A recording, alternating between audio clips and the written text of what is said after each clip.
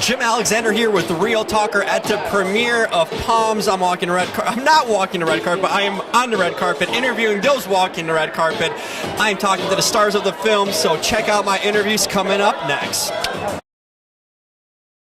Yep, Jim Alexander. I am the Real Talker. So, I'm going to start asking. This is like a movie my mom would see, but I'm seeing so much energy. I am so tempted to take her to see this weekend because she's visiting me in town. What about this movie would be a bonding experience between a mother and son for Mother's Day in a sense? Oh, I think it's the perfect thing, especially this close to Mother's Day. You know, it's a demographic of, I don't know your mother's age. 64. Perfect. Why isn't she in this movie? She walks every day and makes me walk twice a day with her. Well, that's wonderful, and she could probably be the head cheerleader in this film. But there is a son-grandmother storyline that's pretty touching. I think your mother would have a great time. It's moving, it's hilarious. She can identify certainly with all of these women of a certain age, still moving and shaking, and you know, life is not over. So you take your mother. You know, I love the concept because these movies used to be done in a sense with high schoolers, teenagers, but now we're shedding light on someone in a sense that wouldn't be seen in this light, right? We're getting the mature audience, the older women that, you know, basically saying that we still have a lot to give and show in a lot of ways. How do you feel kind of representing this, that, you know, this genre maybe 10, 15 years ago would be only centered or written for high schoolers or young adults? Well, thank God we're evolving. It's all I can say. And that, I mean, I'm old enough and young enough to have benefited young enough already from strides that were made Gloria Steinem's era and the early women's movement, the ERA. But I remember still being able-bodied enough to go to Washington and march for the vote for that, and now to see it come to fruition where women are in charge, women can hire women can decide what script they want to do that is woman-friendly. It's evolution, and it's just that the mindset is turning, and the fight is still there, but we've accomplished so much. So to me, it's exemplary of that. And it can celebrate women of a certain age, that you don't have to retire from film when you're 40 years old, and you don't have to retire from life until, you know, somebody puts a toe tag on you. I love that. Another thing is, what was it like bonding with all these women? You know, in a sense, you guys are from the same era in a lot of ways and have experienced this in the industry and just in life, a lot of things. What was it like being with these women, almost forming this camaraderie and just learning? What did you learn about them even? Well, you know, I think on any film to a degree, you have a bonding experience with the people with whom you play. I would say in this, there was something kind of sweet about the fact that we are of a certain age, the struggle to get somewhere in a career is done, so the competitive edge or the insecurity about the situation when you're working and all of that sort of ebbed, and you have a maturity and a comfort and just an appreciation of the, I would say, fellowship, except I mean womanship, with the people you're around who are with you and sharing it this time. And you have an appreciation that, yeah, we're still here, and hey, we made it. And finally, any favorite memory that stands out to you on this film? I'm sure there's a lot, but anything on set or off set? Could be something small that sticks out to you or meant something to you. You mean in the shooting or the experience on set? Whether on set or even off set, just with the girls, kind of maybe some breaks or hijinks. Oh gosh, let me think. Jinx or well, you know, I guess we all wanted to avoid the need for rash cream, so we had to, because it was so sweaty in Atlanta. So we discovered that having a rental car we discovered having a rental car was useless in Atlanta because your speedometer goes to about 0.101 miles per hour, and there's no way to fix the problem because the roads are 10 lanes wide, and you'd have to get rid of the Carter Center and Martin Luther King's Memorial.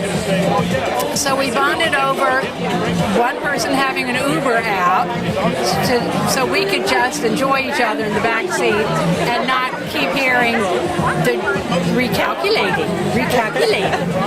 So that was a perk. We just loved each other. People are accepting. You get to a certain age, and I think women are always honestly more tolerant, and there's just that love to have and that good time to have. Good restaurants. We relied on Rhea Perlman to come up with a good restaurant, and the Uber, actually. Perfect. Thank you so much. I appreciate it. Looking forward to seeing you, and with my mom, of course. Thank you. Hello, I'm Jim Alexander. Pleasure to meet you. So I'm thinking this is kind of like the female version of Avengers, right? In a way.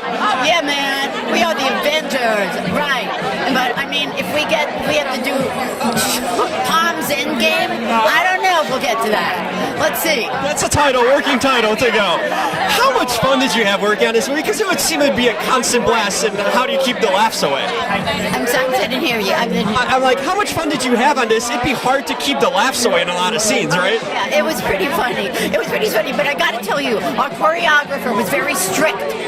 So very strict, like, she wasn't kidding around. She's so great. She's here now, Marguerite, because she knew we actually had to do this. So I mean, you couldn't goof off, you couldn't make fun of each other until afterwards. So yeah, it was funny and fun, and we had a great time. We all had a great time with each other.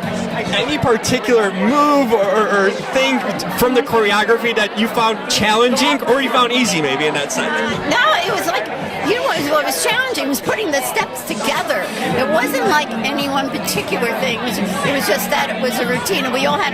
Oh, I know what was most challenging. Like, 'cause we were in lines, and like you had to remember where you were because they couldn't keep the marks on the ground, and so we were all supposed to be looking here, and we were all going like, am I in the right? Am I next to her?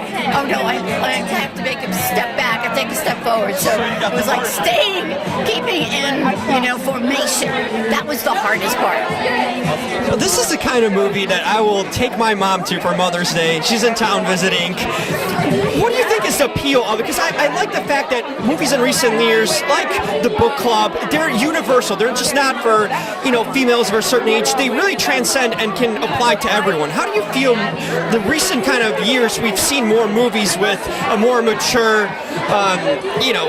actors in a sense playing the roles that younger people used to always get? I mean, some old dames are working. I know. Right. Showing that they still got it. That's right. And because we all have great stories, and our lives carry on past the age of 40, and it's just very, very important that we see all these stories because they open us up. I mean, because we all deal with people of all ages in our lives, and to have them express, and especially in a positive way on screen. There's a lot of movies about Alzheimer's, and that's important too. But movies that are about people still have the energy and the zest for life to continue as long as they can. I think that's really important. Couldn't said it any better. Thank you so much. You bet. Jim Alexander, pleasure to meet you. You look lovely, man. Very stylish. I wouldn't be able to tell you were doing Poms. So you can either dress up for this or have a Pom outfit. How do you manage all that? When you get older, you get smarter. You know where to find all the goodies. Thank you, though. That's It looks like that. Tell me one, I'm sure there's a lot of memories that stand out to you, but anything in specifically in this film, either on set, off set, that was a great moment for you, that stayed with you and that you remember? The first one that comes to mind is when we came to LA to start the boot camp to learn the dance. When we pulled in the parking lot at the dance studio, there was Diane coming out to meet us and hug us all and introduce herself. And it just set the amazing tone of like all of us older women learning how to do all this. We were equally like, okay, we scared about learning the routine. It just set such a tone of like girls team. What were some of the fears you had starting the training in a sense and learning things? Was there anything that you had initially coming into it? Fears that were maybe quenched quickly? Well, I didn't want my knee to go out on me when I was doing it, or my hip, which there was a lot of hip action. One time I like pulled it's like Dancing with the Stars. You're gonna get hurt on that show, especially if you're older. So, you just put it all together and soaked, and it was so much fun. It was a challenge, and it was great, and we did it. And we were all very encouraging to each other, because everybody was like, oh my God, am I going to be able to do this? That kind of brings me to my next question, the sisterhood, in a sense. When you're working with women, your generation, the same age, so many things in common I'm sure you guys had. What was that like? Kind of like, in a sense, going through college again, right? I mean, it might have been in a way. Yeah, and also, when you're meeting people that you don't know, and also they're big stars and stuff, but you realize that none of that matters. Everybody has the same issues with their body. They're all about the same age, with their kids, with their grandkids, divorces, deaths of their parents, taking care of an aging parent. So, yeah, we all had the same story. And can relate that way too. A movie like this is great because 20 years ago, maybe we wouldn't see this. We would see someone in their 20s or early 30s playing these sort of roles. Now to have women of your age, in a sense, a completely different generation, being seen in these roles and making it funny and enjoyable, showing that you guys can do it too. You don't have to be 20-something to do this. How important is that change for you to have movies like this now? Well, first of all, it wouldn't be funny to see a bunch of 20-year-olds doing that. Don't you want to see us fall and pull muscle? There's a bunch of us out here. You've got a grandma and a mom and my mom. And listen, take your mother to see this movie. She's in town from Chicago for this weekend, and I am definitely planning to take her. She's taking me for walks twice a day every day. So she's in her mid-60s, so I'm getting the mom treatment. Oh, that's good. You gotta love your mom. And this is gonna be a Mother's Day bonding thing for us. I know, and this opens the Friday before, so. Thank you so much. Thank you. Take care.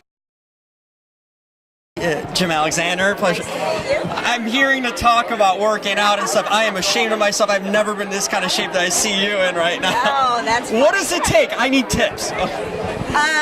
Inspiration and tenacity and just keeping at it. I mean, that's the thing. I think if people knew that you could really change your body the way you want it in a healthy manner, and you could do it in 7 months. It took 7 months. I had never lifted weights in my life before.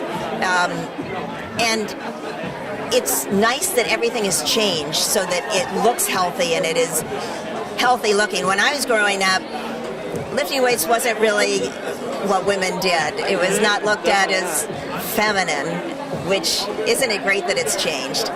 So, you just got to keep at it. Persistence, tenacity. What would you say to my mom's in her early to mid 60s? What would you kind of recommend women that age? How to exercise in a sense to have this kind of health and good appearance in that way too? I always tell people, because a lot of people do ask me that, to start with walking. That's what my mother does every day, twice a day. Excellent. Because the cardio, you want to get things going, and you got to do it slowly. You can't just, do your first pull-up and do it. It's just not possible. You have to strengthen all the muscles around. So I say take baby steps, take classes, or a personal trainer who can help you, guide you not to hurt yourself.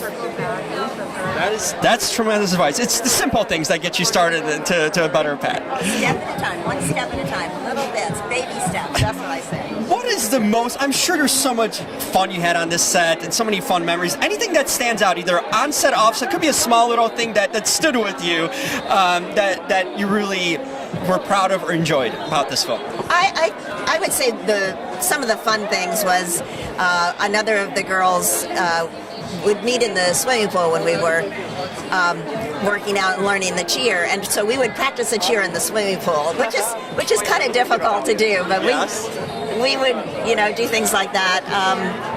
I can't think of anything in the studio itself, but other than everybody helping one another. No, I'm enjoying these sort of films. They're kind of for everyone. They're just not for an older crowd. They're a really engaging sort of film.